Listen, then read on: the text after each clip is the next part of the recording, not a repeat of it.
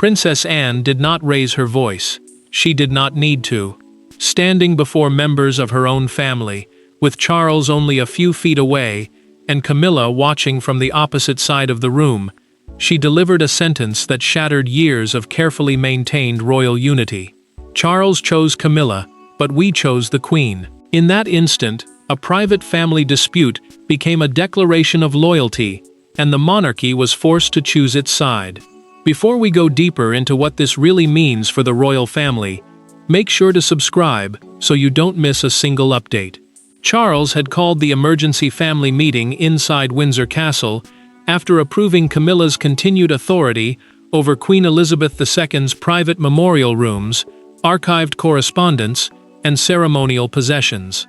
The Royal Secretariat, the office responsible for managing official records, instructions, and sensitive household decisions, had prepared papers confirming that arrangement.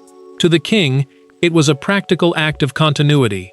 To Anne, it was a direct challenge to her mother's final wishes. Princess Anne rejected the decision in front of everyone. Through a recorded account preserved by the meeting secretary, she declared that William, Edward, Sophie, and she would defend the late monarch's instructions against Charles's approval. Her words were not symbolic. They confirmed that the family had divided into two clear camps, with loyalty to the sovereign now colliding with loyalty to the woman who had held the crown before him.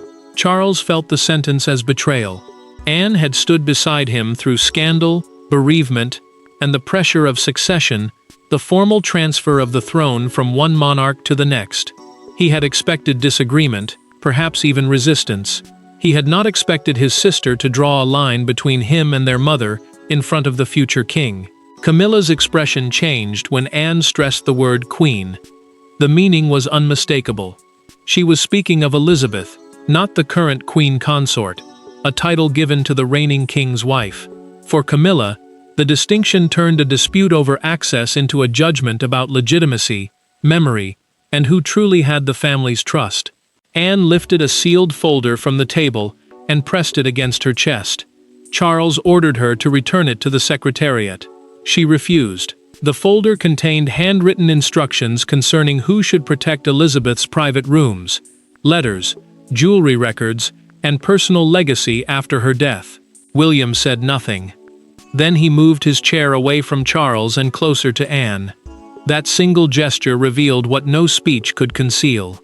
As the meeting broke apart, Camilla quietly asked the king whether he intended to challenge his own sister or surrender control of the late queen's legacy.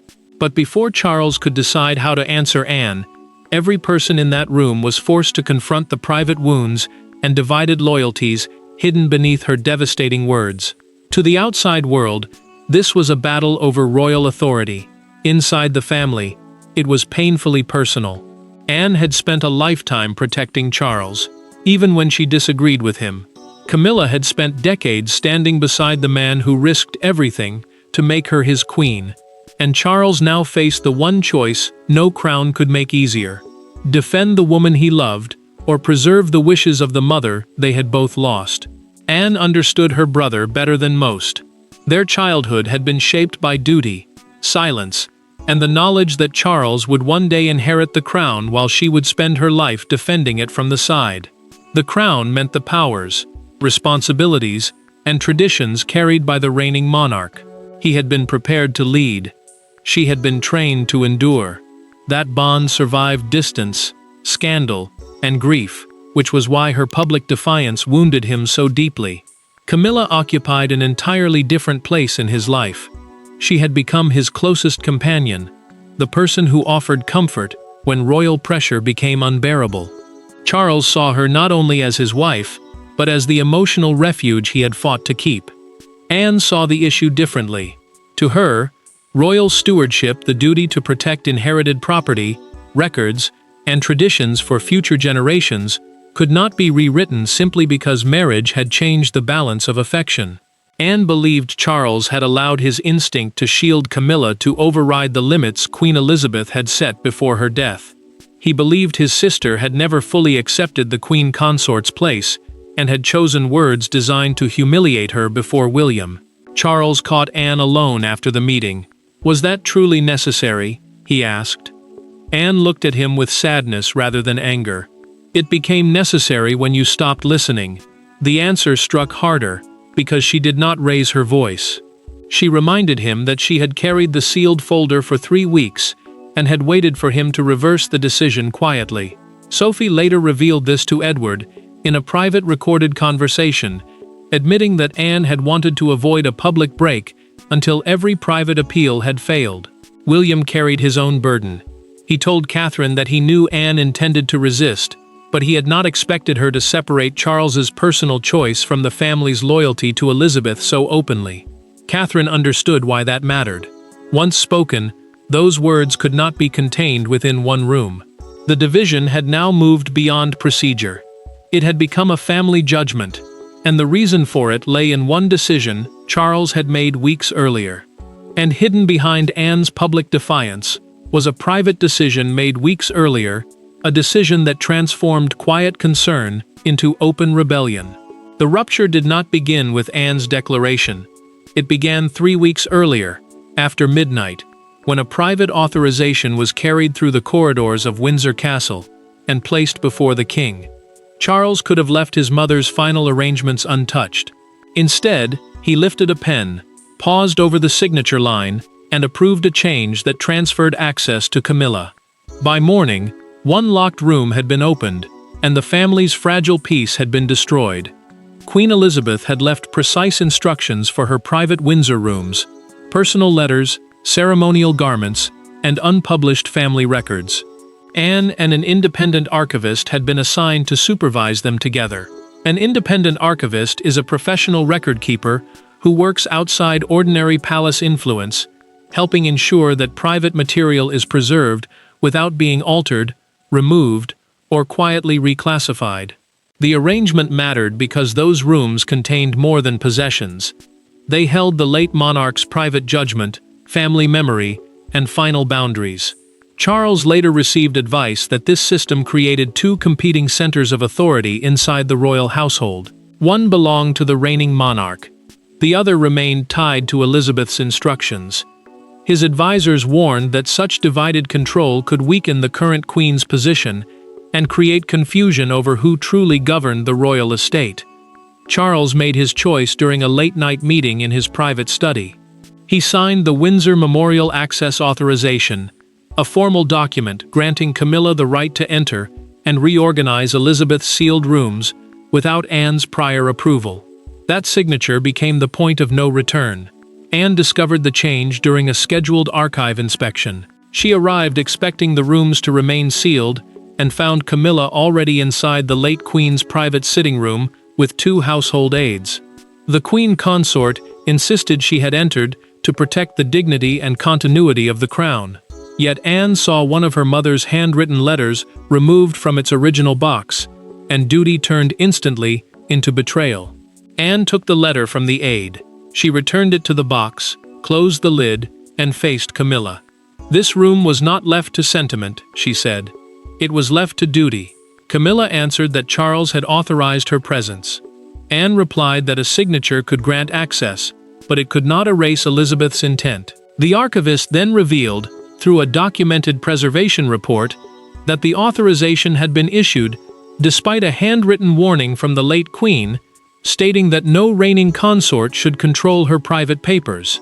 Anne requested the emergency family meeting that same day. She knew Charles would be forced to defend a decision he had never intended William to examine closely. When brother and sister finally faced each other across the Windsor table, the argument was no longer about access, it was about whether a king could rewrite his mother's final boundary. Charles entered the confrontation expecting resistance. He did not expect his sister to accuse him of protecting Camilla from the judgment of their own mother. The room fell silent as Anne opened the sealed folder and placed Elizabeth's handwritten instruction between them. Camilla remained perfectly still. William lowered his eyes. Then Charles pushed the paper away without reading it, and Anne realized this was no longer a disagreement over procedure. Her brother had chosen not to see what was directly before him. Charles had insisted that no communications staff or palace advisors enter the room. Only Camilla, Anne, William, Edward, and Sophie were present. That mattered because nothing said there could later be dismissed as language shaped by officials. The sovereign, the reigning monarch with final constitutional authority, was speaking as both king and brother, and everyone understood the danger of those roles colliding. Charles argued that every royal residence and archive must remain under the authority of the current reign. He said, arrangements created under Elizabeth could not become permanent obstacles to the monarch who followed her. Without clear control, he warned, the household would fracture into rival centers of power. Anne refused to accept that argument. She told him legal authority did not remove moral responsibility, especially when the disputed instructions had been written by their mother during her final year. Power might allow him to change access, but it could not transform disobedience into duty. Camilla finally spoke. She said she had spent decades being treated as an intruder and would not accept another humiliation disguised as loyalty to Elizabeth. Her voice remained controlled, yet the old wound beneath it was unmistakable. Anne turned toward her. "This is not about where you stand beside Charles," she said. "It is about where you were told not to stand after the Queen was gone." Camilla did not answer. Charles moved to intervene, but Sophie lifted the document and began reading. Through the handwritten instruction preserved in the sealed folder, Elizabeth had specifically barred any future consort from independently reviewing her private correspondence. A consort is the spouse of a reigning monarch, holding royal rank without possessing the sovereign's constitutional power. Charles demanded to know who had removed the instruction from the royal archive. William raised his head and answered before Anne could speak. "No one removed it. Grandmother gave the original to Anne herself." The revelation changed the room. Edward looked toward his sister. Sophie lowered the page. Camilla turned to Charles, waiting for him to respond. William explained that Elizabeth had trusted Anne to preserve the instruction outside ordinary palace control. Charles now faced a question far more painful than whether he had exceeded his authority. Why had their mother believed her daughter, rather than the future king, was the safer guardian of her private truth? Elizabeth's choice had now been confirmed, but the reason she placed that responsibility in Anne's hands threatened to expose an even more uncomfortable truth about power within the royal family. Queen Elizabeth understood the difference between love and authority. She knew Charles loved Camilla, and she knew that love would shape the decisions he made after becoming king. That was precisely why she placed one final key beyond his immediate control. Anne had never asked to become the guardian of her mother's private legacy, but the late monarch trusted her daughter to perform the one duty Charles might find impossible, saying no when his heart demanded yes. Elizabeth had created a three-part guardianship involving Anne, a senior archivist, and a legal custodian. A guardianship structure is a formal arrangement that divides responsibility so no single person can alter protected material alone. That safeguard mattered because it prevented grief, pressure, or personal loyalty from changing the monarch's private wishes after her death. The arrangement did not challenge Charles's sovereignty. He remained king, with final authority over the institution itself. But the protection limited who could independently handle Elizabeth's personal possessions, unpublished papers, and sealed correspondence. Her public reign belonged to history. Her private voice belonged to the people she had deliberately chosen to guard it. Anne understood the painful meaning beneath that choice. Her mother had anticipated that Charles might place Camilla's security above strict obedience to the restrictions. The princess did not take satisfaction in that knowledge. It wounded her, because every safeguard reflected a fear Elizabeth had carried into her final year. Charles felt judged before he had been given the chance to prove himself. To him, the arrangement suggested his mother had doubted his judgment before his reign even began. That suspicion deepened an old wound. The feeling that Elizabeth trusted his duty, but never completely trusted the decisions driven by his heart. Anne returned alone to her mother's old writing desk after the confrontation. She ran her hand across a faint mark in the wood and admitted to Sophie that she wished the responsibility had gone to someone else. The trusted confidant answered that Elizabeth had chosen her because she would obey the instruction even when obedience caused pain. The legal custodian then confirmed the harsh truth through a documented private briefing. Charles could technically revoke the arrangement, but only by signing a written declaration stating that he was deliberately overturning Elizabeth's final personal instruction. William warned that such a declaration would not disappear inside palace files. It would become a permanent historical record attached to his father's reign. Charles now had two choices: retreat and appear overruled, or assert his authority and preserve the conflict forever. Camilla made her own position clear. She would not accept a compromise that left her publicly branded as unworthy of trust. With Elizabeth's safeguards standing between them, Charles and Camilla faced a brutal reality. Winning the argument could cost them more than surrendering it. The consequences arrived without ceremony. There was no public decree, no trumpet, and no dramatic announcement from the palace gates. A household officer simply approached Camilla with a revised access list and explained that her authority over Elizabeth's private rooms had been suspended. For several seconds, she did not speak. Then she folded the paper once, placed it on the table, and asked the question everyone had feared. Did Charles agree to this, or was he made to? The legal custodian had frozen the Windsor Memorial Access authorization until Charles either withdrew it or formally overturned Elizabeth's restriction. A legal custodian is the person responsible for ensuring protected instructions are followed correctly and recorded permanently.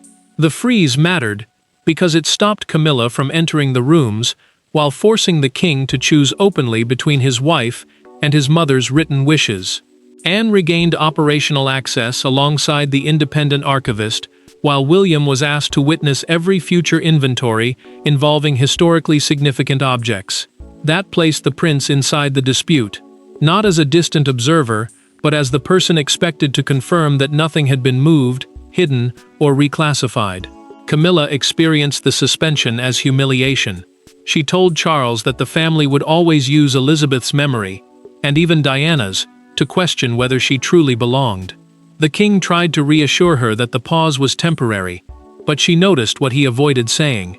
He had not defended the authorization in writing. His silence told her that he feared the permanent record more than he feared losing her trust. Camilla reached into her handbag and removed the Windsor access key. She placed it beside Charles's untouched tea. "You asked me to stand beside you," she said, "but when they challenged me, you stood nowhere." Charles moved to answer, but she walked out before he could explain why he had hesitated. The king remained seated, knowing his attempt to protect both sides had satisfied neither. Edward then warned Anne through a private recorded conversation that 3 senior household officials were prepared to resign if Charles forced the archive open under direct sovereign authority. Their threat mattered because those officers carried decades of institutional knowledge.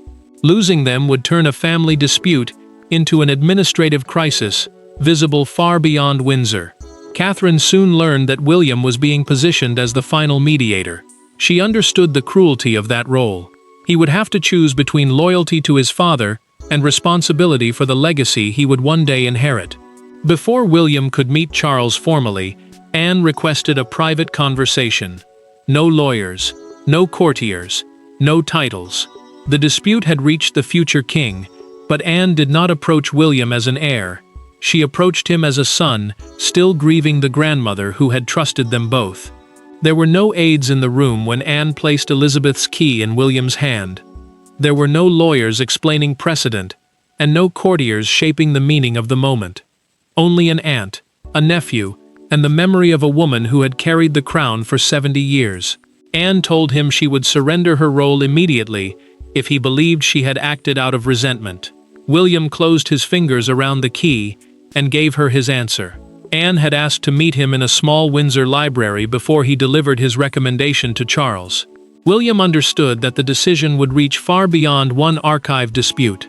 It would define how authority was balanced between the present reign and the monarchy he might one day inherit. A royal guardian was the person trusted to protect restricted possessions and records according to written instructions, not personal preference. Anne feared her nephew saw the declaration as an attack on his father. She admitted that every word spoken in the meeting had carried anger, but not resentment. Her loyalty remained with Charles as a brother and sovereign. Yet her duty to Elizabeth required resistance when affection threatened to overrule a clear boundary. William listened, then acknowledged the truth Anne had not expected him to say aloud. Charles's devotion to Camilla had helped steady him through years of pressure, grief, and public hostility. The prince respected that bond and understood why his father defended it so fiercely. But personal gratitude could not justify ignoring instructions his grandmother had taken such care to preserve. Anne opened her hand and offered to resign as guardian.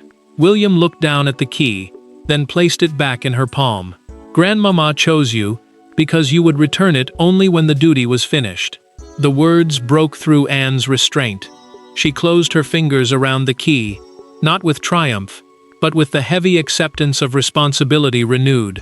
William then made his decision. He would recommend permanent restoration of Elizabeth's original arrangement. Charles, Camilla, and every future consort would be barred from unilateral access. Any entry would require agreement from Anne, the archivist, and the legal custodian. That protection mattered because it preserved both historical truth and trust inside the family. William added one condition. The outcome must not be presented as Camilla's public defeat. He would defend her dignity, while refusing to alter Elizabeth's instruction. Compassion, he believed, did not require surrender. Charles agreed to one final family session. Yet the words spoken by Anne had already escaped Windsor, and the public was beginning to claim them.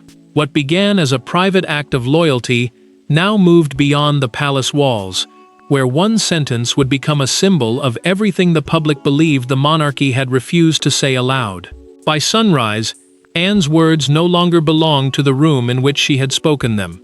They appeared across television screens, newspaper stands, and phones throughout Britain. Charles chose Camilla, but we chose the Queen. Some heard cruelty, others heard courage. But outside Windsor Castle, where strangers began leaving white roses beside the gates, the declaration became something larger than a family argument. It became a public verdict on memory, loyalty, and the limits of royal love. Palace communications teams struggled because the sentence was too direct to soften and too memorable to bury. It touched years of emotion surrounding Elizabeth, Charles, Camilla, and Diana. The crisis mattered because each name carried a different idea of monarchy: duty, survival, controversy, and loss. One sentence had pulled them all into the same judgment. Commentators divided almost immediately. Some defended the king's right to organize his household and argued that no previous reign could permanently restrict the sovereign who followed. Others praised Anne for protecting Elizabeth's final wishes, saying loyalty meant little if it disappeared the moment obedience became difficult. Charles watched broadcasters repeat his sister's words as proof that his marriage and his mother's legacy remained locked in permanent competition. The king heard more than political criticism. He heard the old accusation that choosing Camilla had required him to betray something sacred. Camilla followed the coverage with growing anger. She saw Anne praised as the monarchy's moral center, while her own position was treated as evidence of weakness and intrusion. In a private recorded conversation, she warned Charles that silence would allow the public to believe every accusation made against them.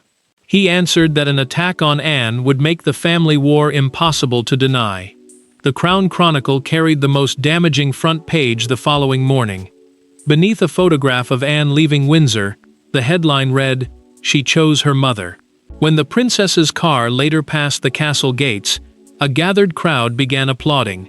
She did not respond, but the reaction confirmed that the public had turned a private dispute into a national symbol. A broadcaster then revealed that William had formally supported Elizabeth's original guardianship structure. A guardianship structure is the arrangement deciding who may protect and handle restricted royal property. His recommendation proved Anne had not acted alone. The future king had chosen the same boundary.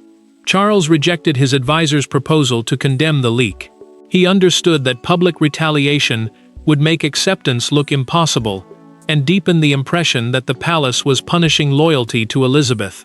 The crown could no longer bury the conflict behind palace walls. Charles now had to decide whether love required victory or the courage to let go.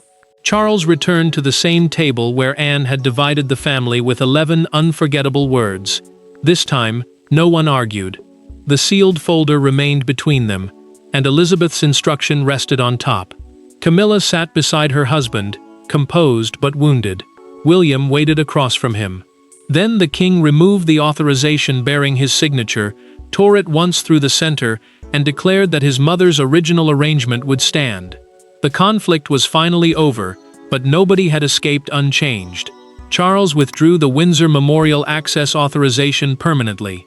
It had granted Camilla entry to Elizabeth's protected rooms without Anne's approval, but that power was gone.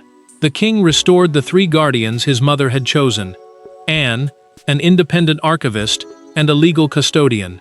Together, they would protect her rooms, correspondence, possessions, and unpublished records. William's safeguard was accepted too. No reigning sovereign, consort, or future royal household could alter the arrangement alone. A consort is the spouse of a monarch, holding royal rank without the sovereign's constitutional authority. The safeguard prevented affection, anger, or pressure from weakening a promise beyond personal control. Charles looked toward Anne and admitted that her declaration had wounded him deeply. He had heard it as rejection from the sister who had defended him through grief and scandal. Yet he accepted that she had protected a duty their mother deliberately placed in her hands. Anne apologized for making his private choice sound like a rejection of Elizabeth. She did not apologize for defending the late Queen's instruction.